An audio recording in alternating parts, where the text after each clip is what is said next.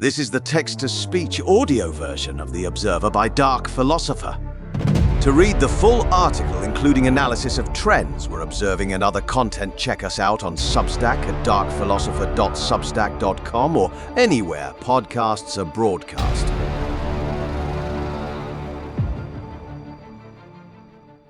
Article title: The Case Against Nuclear Power. Article subtitle: A Flash in the Pan of Functionality. This article is next in the energy series. For those who haven't already read the previous article, I would highly encourage you to read it first. I expect a few of you will find it enlightening. Nuclear power. Such a funny technology. Most people don't know how it produces power. They believe that we can extract energy from the radiated rods themselves in some manner. The truth is quite pedestrian. The basic concept of nuclear power is illustratively an electric stove with a tea kettle. The stove's element is hot, and placing a tea kettle in contact with the hot element produces steam. The steam is diverted and turns a turbine, which produces energy. That's about it. The rest of the systems involved merely control the flow of water, energy, cooling, backup systems to those systems, and the like. Nuclear power is steam power. It's an expensive and advanced tea kettle, which if mishandled can kill millions of people, theoretically slow the Earth's rotation following a meltdown, and is entirely impossible with current technology to clean up if there is an accident. What a magnificent time to be alive, isn't it? I won't talk about the 3 Mile Island, Harrisburg, Pennsylvania, dated March 28, 1979 for this article. I'm not going to talk about Sellafield, Northwest England, dated October 10, 1957, or even the Church Rock uranium mine, New Mexico, dated July 16, 1979. I'm also not going to talk about Chernobyl, north of Kiev, Ukraine, dated April 26, 1986, and how the previously constructed containment over the melted reactor began failing back in the 1990s, prompting a recent steel construction that is hoped to hold back the inevitable expulsion once that original containment collapses into the buried core. I'm not even going to talk about the Fukushima nuclear incident dated March 11, 2011, which caused their reactor core to bury itself into the earth and become lost, nor the nearly immeasurable radioactive and contaminated water that endlessly poured into our oceans for years afterward before containment. Contamination that didn't dissipate, by the way, and as of a few years ago, has officially traversed the entire globe along the ocean currents and returned to Japan again. Nor will I discuss that Japan's containment facilities for contaminated water are now at capacity, and they have begun releasing that contamination into the oceans again. One should never become a chef until they learn how to clean a kitchen. I'm also not going to discuss the issues of spent fuel storage and how our concrete containers barely last 30 years, never mind the hundreds of years required before this thrown-away waste is safe in any environment. Nor the issues of utilizing spent uranium as a form of weapon system, which is technically a violation of specific protocols of the Geneva Convention. I'm not going to talk about the national security risks of having these systems near population centers, connected to the internet and dependent on supplies of data and materials to maintain operations. Nor am I going to go into depth regarding foreign nationals having access to these services systems and operations both through clearance and not, and how the integrity of those critical systems depends on our enemy's ability to infiltrate them, as we now live in a time when one doesn't need to drop bombs to cause meltdowns. I wouldn't dare go into those topics, as those are articles anyone could write about in infinite detail. No, dear reader, I will discuss the fundamental problem with nuclear energy: legacy, which is a topic no one dares discuss in this modern era of modern ideas. Section title: National Nuclear Project. Nuclear power only currently covers around 8% of total energy needs within the United States. The goals of that industry and its activists would be for nuclear power to consume both coal and natural gas sources, along with a portion of petroleum, which can only occur if the majority of vehicles on the roads convert to electric, which is a pipe dream within its own right and deserving of an entire article on just that topic. To begin offsetting current coal and natural gas energy production with nuclear power, the US would need to build around 450 new nuclear reactors across the country to meet current energy demands, with an expected expansion of our total operational reactors to continue for a century into the future as per capita energy use increases and pending no breakthroughs in future technologies within the sector. Reactor costs. Each reactor has an estimated cost of $12 billion, which dramatically inflates to upwards of $30 billion upon project completion and takes more than a decade to bring online due to environmental, labor, and material complications. The total estimated cost to supplant current coal and natural gas in 2023, without any assumed added costs, ranges from $5.4 trillion to $13.5 trillion US dollars.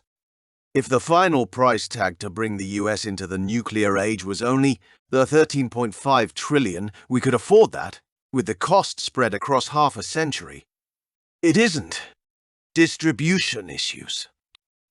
If the federal and state governments were to commit to this massive and unparalleled work project today, cutting the check and slashing thousands of environmental and safety regulations to fast-track it, it would easily take over 25 years to reach completion, assuming the US had and could temporarily import the workforce and specialized labor needed to pull off this ridiculous public works project. This brings us to the problem of the distribution of labor and materials. Our on-demand economic supply system cannot suddenly manufacture and churn out the materials, labor, and specialties required to bring hundreds of nuclear reactors spread across a vast country like the US into existence within a short period of time.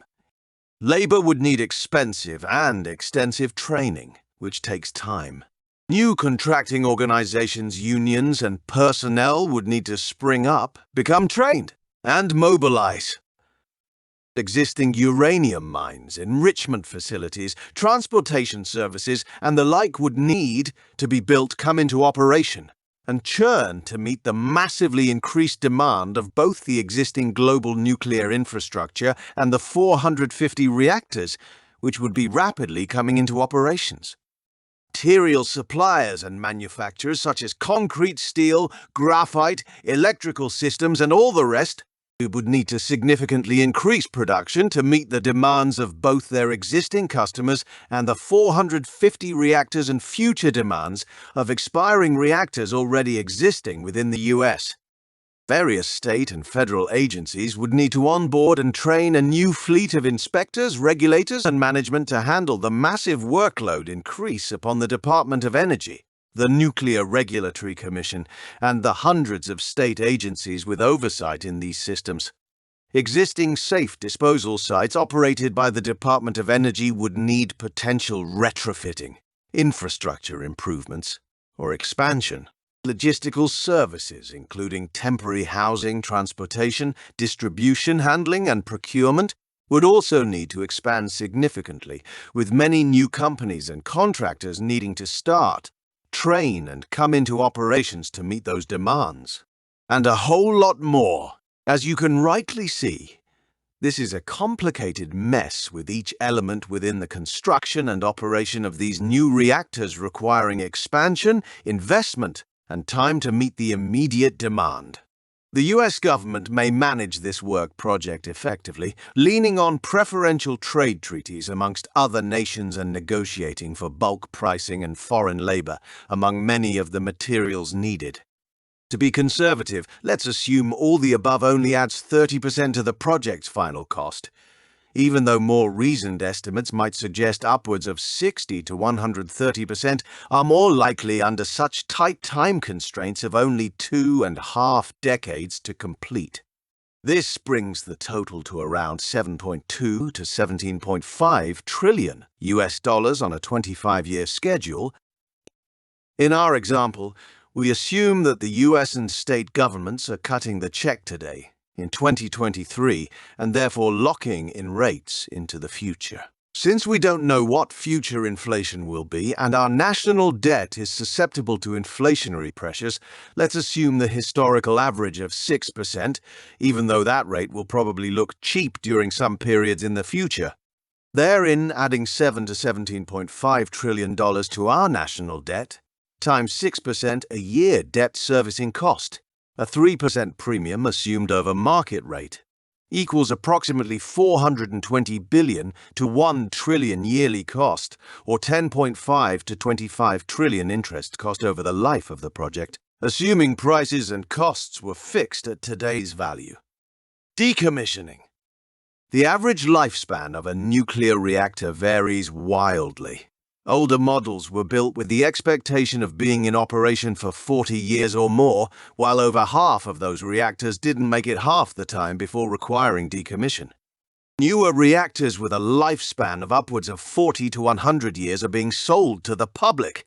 However, it is entirely unknown and unlikely most reactors would last that long without massive and expensive retrofitting or partial decommissioning. With history as our guide, let's assume a 40-year lifespan, with half of those reactors only staying in operation for half that expected time, and the other half having their lifespan extended by 20 years or more. This assumes that of the 450 reactors built, the first 225 of them would need to be torn down before the finalization of the National Nuclear Project, thereby extending the project by an additional 15 years to replace the first reactors with more new reactors. These assumptions also don't account for the existing 93 nuclear reactors within the US already in operation today. With each decommissioning project having an average cost of $1.2 billion and taking over a decade to complete fully, this adds another $270 billion in decommissioning costs to the total national nuclear project. For simplicity, we won't add the conservative 30% cost inflation to this figure for labor demands, plus the estimated 3 to 6% inflation value per year on the total cost. Rebuild. Now, since we just decommissioned 225 reactors near the end of the 25-year project, we have to rebuild those reactors in other locations to maintain supply to meet the demand of 2023 energy needs, even though the year is now 2048 and energy needs are expectedly much higher than today. For simplicity, we will assume all new energy needs in the next 25 years will be through coal and gas consumption, as our project is only trying to replace those energy sources to meet current demand today. Therein, we need to add another 3.5 to 8.75 trillion to the cost of our national nuclear project. Of course, it doesn't assume the value of those dollars spent in the year 2048, when these replacement reactors are being built, as we can't reasonably add that cost today for failures in the future. Therefore, adjusted for expected historical inflation levels and assuming no radical economic impacts during the next 25 years, the total cost of the 225 replacement reactors in 2048 is approximately 6.23 to 15.5 trillion. Total estimated costs. Conservative estimates. Initial cost 5.4 to 13.5 trillion. Inflated costs 1.6 to 4 trillion. Debt servicing 10.5 to 25 trillion. Decommission 270 billion or more.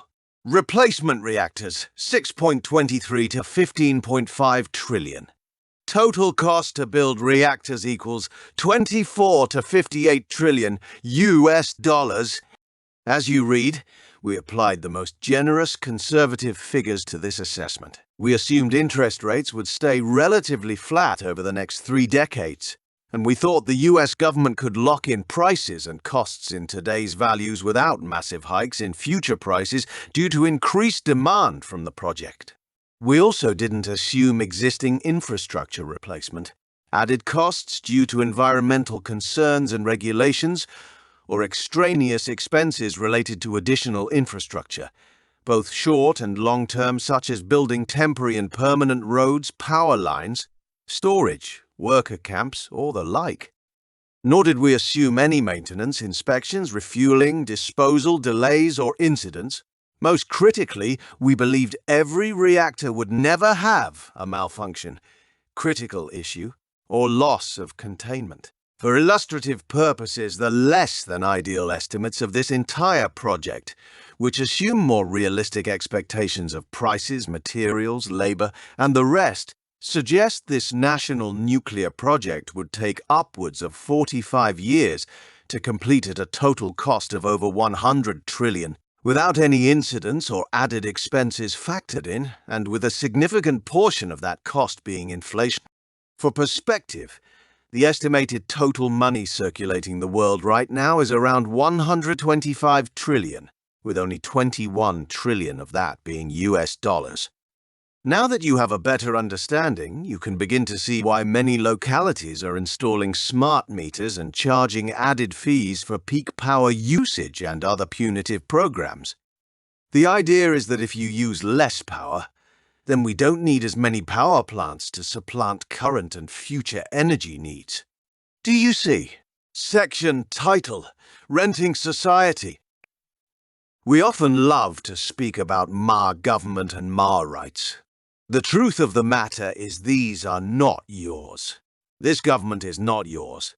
Those rights are not yours. We, the people, are merely renting these things. We do not own anything fundamentally. We merely rent. We are the guardians of this period in time across a vast range of periods of various times, before the knee-jerk reaction from those conservatives jumps out and kicks my shin. No, I am not referring to that WEF shall own nothing philosophy. Most certainly not. That philosophy supposes not that no one owns these things, but rather that you don't own them. In that regard, you are the ultimate owner, protector, and claimant to all these things, but only as far as you can protect them and keep them safe from all those before and after us who wish to destroy what was created. Instead, what I'm suggesting to you is an outlook on public policy, a philosophy of governance, if you will, which is quite simple. It's not yours, so don't break it. I often think about those generational farms we used to hear about but rarely hear about anymore. The classic, my daddy's grandfather bought this farm stories. There are, of course, still some farms out there that can trace the land and lineage back to before the founding of this nation. Those lands have seen everything from disease to usury, from bondage to battles.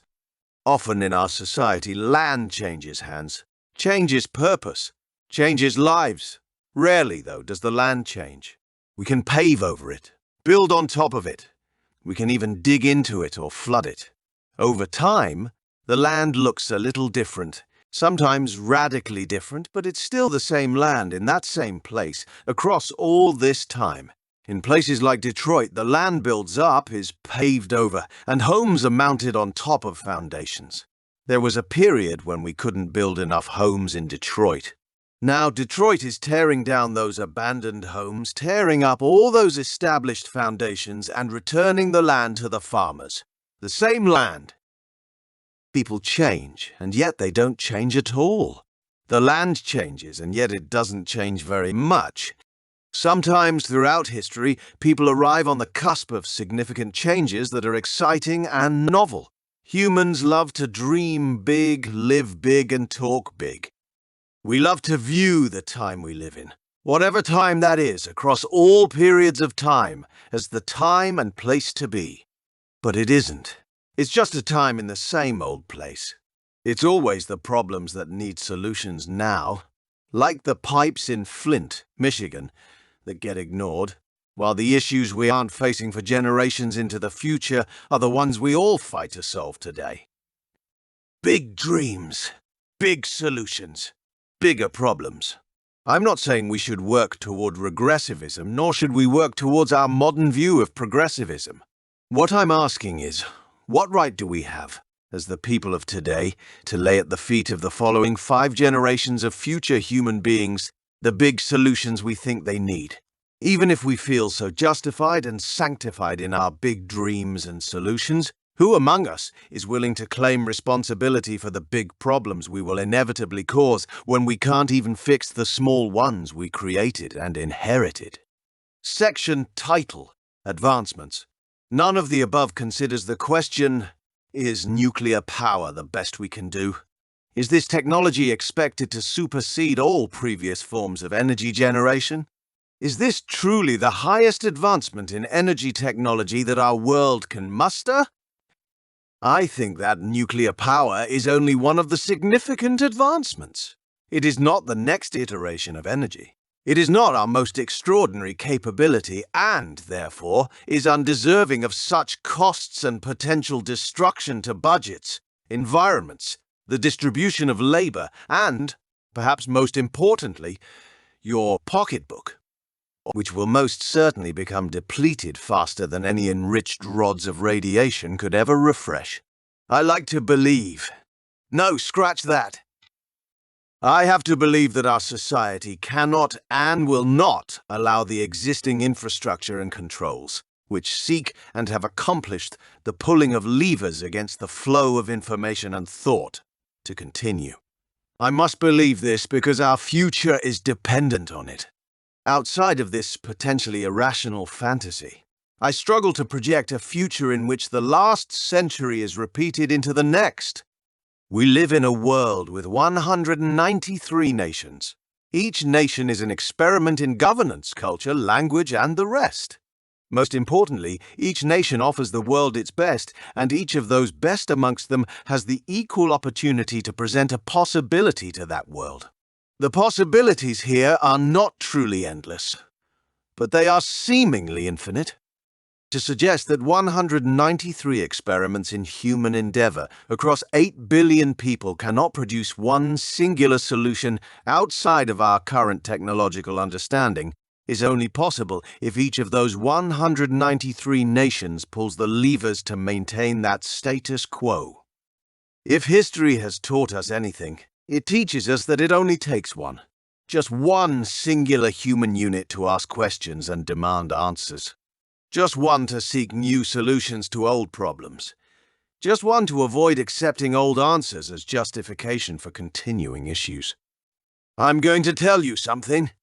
Something I've never told anyone out of confidence for fear of my reputation, if not my life. A story was told to me by a man with the professional designation and means to know it. This little story is about a man of impeccable means who, though highly secretive to the degree I don't even know his actual name, told me about something he wasn't supposed to say. This conversation came about while I was discussing my 3 laws paradox. This man was a technology dealer, a profession I had no idea existed within our society, but having heard of it, it makes perfect sense to exist. He told me about a device that doesn't exist. A device that has no name or patent number assigned for fear of reprisal that patent filing would incur on the inventor. This dealer told me about a little black box, a box small enough to fit into the palm of your hand. How the box functioned, he would not say under any pressure, I assume, for fear of his safety and that of his family. With a small smile, he told me this: For every unit of energy you put into the box, more units are returned. And that was it. The conversation abruptly ended. I never saw the man again. I've never heard of this device since. I don't know where he lives or works. I don't even remember his face, as this conversation occurred a few years ago. The point is this: the human race is capable of far more than we could ever imagine. We have technologies hidden away in vaults worldwide that would revolutionize almost every aspect of our lives and understanding of reality the moment they are allowed to enter the public eye. As one former spook so rightly put it many years ago, paraphrased, it would take an act of God himself to bring these black programs out of the basement and into the public. Alternatively, it would take an act of one, just one in 8 billion. But that one needs support. They need people to be aware of our situation, to be observant of its coming, and to be ready to protect and disseminate those technologies when they are made available, as every force in government on the planet will do everything in their power to stop the public from becoming aware of its potential, as those powers have done to every other attempt to bring these technologies out of their vaults. You are one of many, dear reader. I know this is an objective fact because, unlike the thousands who have come across these pages and just as quickly retreated, you didn't. You aren't here because we always agree. You aren't here because I fill you with hope and happy thoughts and pat you on the back for a well-done job. I suspect you are here for a few reasons, and I'd imagine at least one of those reasons is because, like me, you want a better future. A better legacy. Better ideas. Maybe even a glimmer of hope. I can't tell you when or how these things will happen. Even if I did, you probably wouldn't believe me. What I can say is this: the solution is available. It's cheap. It's small. And every household in America and the world can have one. Until that day happens, we must resist these attempts at pushing our world into a direction that will be extremely difficult to return from, if not impossible. For those who read what I just wrote and balk at the improbability, I say this: nuclear power is being pushed on us by lobbying efforts and lip service of numerous commissions, organizations, press consortiums, intergovernment panels, and consensus boards worldwide. Indeed, they have been successful in many countries. Ask yourself why. Seek the answer in your own words.